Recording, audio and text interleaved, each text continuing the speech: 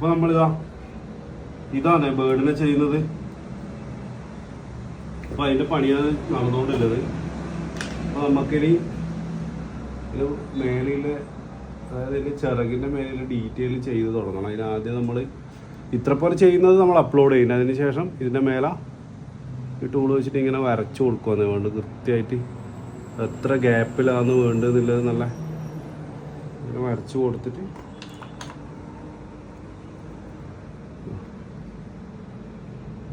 ഇതിനെക്കൊണ്ട് ഇതിൻ്റെ അകത്തുനിന്ന് ഇതിങ്ങനെ എടുക്കണേ.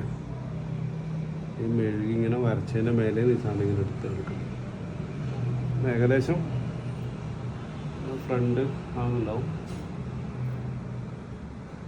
അതിൻ്റെ ഡീറ്റെയിൽ ഇതുപോലെ വരക്കുക. പിന്നെ കണ്ണിന് ഇതൊന്നും ചെയ്യണത്രേ. കണ്ണ് സെറ്റ് ചെയ്യുന്ന വീഡിയോ നമ്മൾ ഇടും. അപ്പോൾ ഓക്കെ.